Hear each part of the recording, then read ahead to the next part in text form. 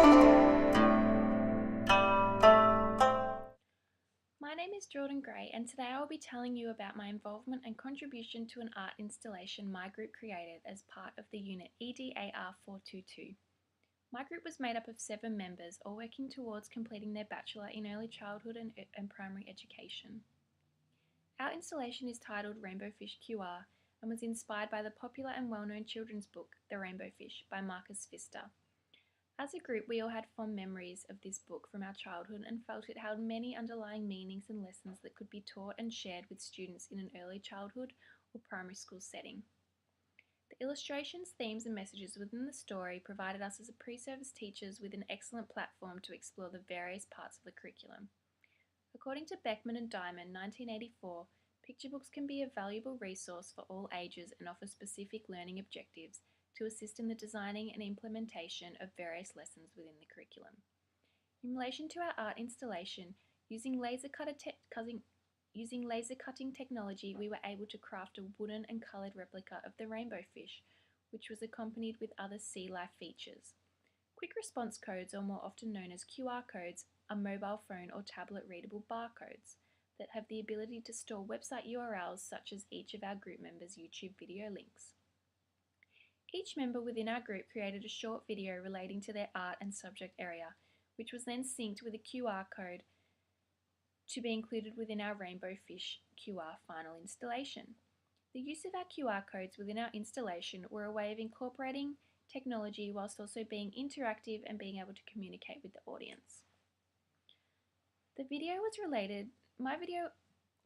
was related to my designated art area of visual arts and the subject area of English.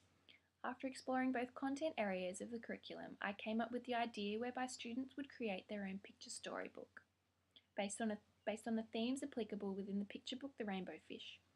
Students would draw upon the various language, literature and literacy criteria within the English curriculum while creating pictures to accompany and enhance the meaning of the text, focusing on the visual arts aspects of line, colour, shape, texture and space.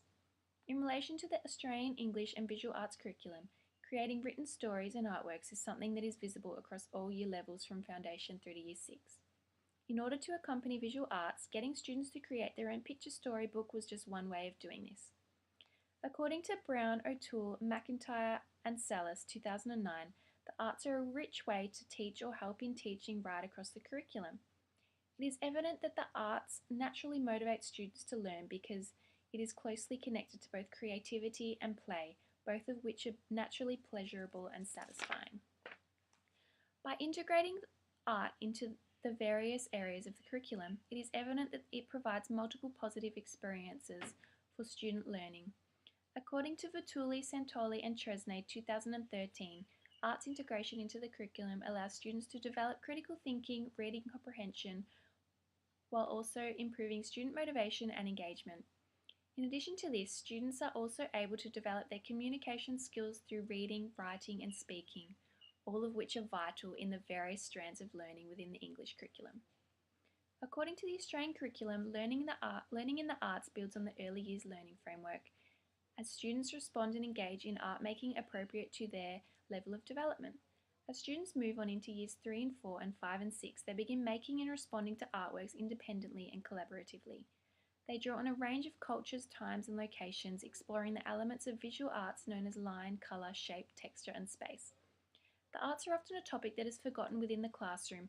Through my research, it is evident that many teachers do not feel comfortable or knowledgeable enough with the arts content, resulting in little time being dedicated to it.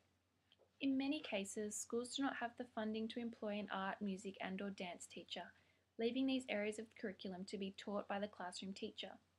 Within the Australian curriculum, the learning area of English aims to ensure that students are able to listen, read, view, speak, write, create and reflect on increasingly complex and sophisticated spoken, written and multimodal texts, which could include visual artworks such as photographs and images.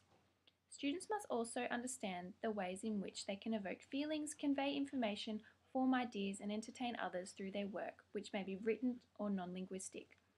By focusing on these two learning areas of the curriculum, I've come to understand just how much the two interrelate and can be taught together in so many ways. I feel visual arts and English go hand in hand. Many aspects of the English curriculum highlight the importance of visual literacy as something that begins with children of a young age and continues right throughout their education. Every day, people are faced with images that they mentally process their meaning or meaning to them without even realizing. Richards and Anderson, 2003, propose a visual literacy strategy, what do I see, what do I think, what do I wonder, to help emergent readers focus on storybook illustrations.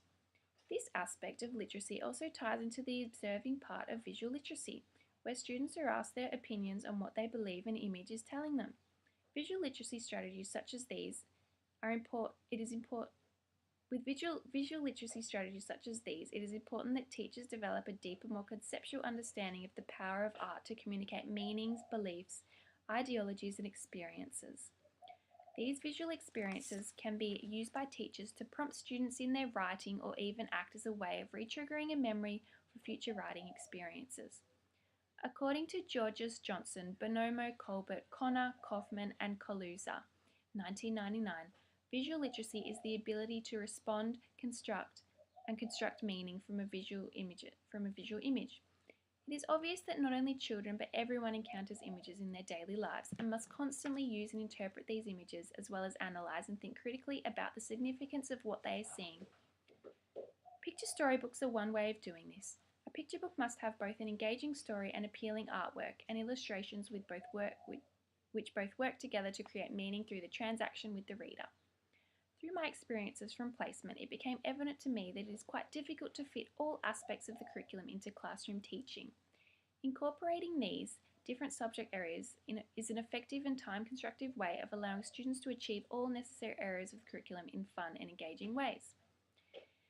In addition to the effectiveness of integrating subjects, one theorist who highlights the necessity of teaching subjects together is Howard Gardner. Howard Gardner's theory of multiple intelligences shares the notion that some individuals will recognize and learn in a variety of different ways. All of us possess each of Gardner's proposed 7 intelligences, but no two individuals exhibit exactly the same profile of intellectual strengths and weaknesses in each.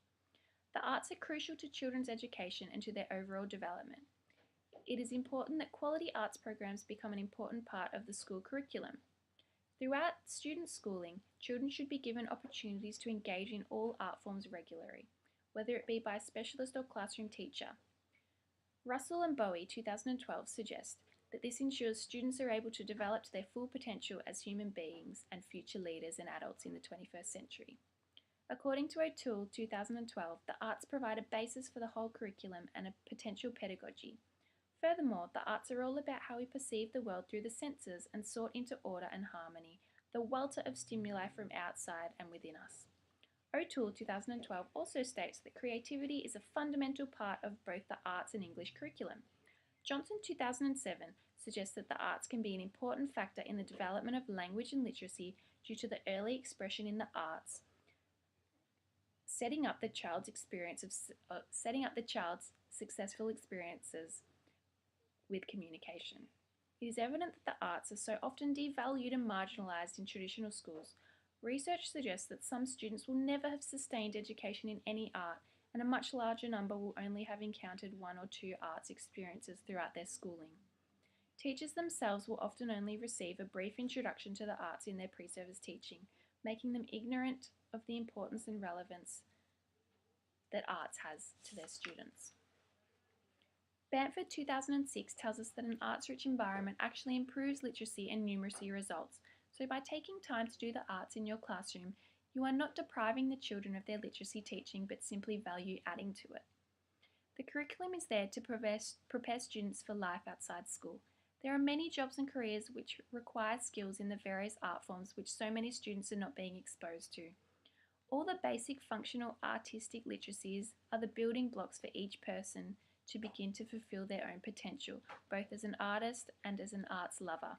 As stated by John O'Toole, just as you must understand and master the alphabet before you can write, as well as learn to stay afloat and propel yourself before you can swim, before you can be an artist, a painter, a sculptor, musician, dancer, actor, playwright, storyteller, filmmaker, multimedia maker, you must first have the basic skills of the various art forms. Thank you.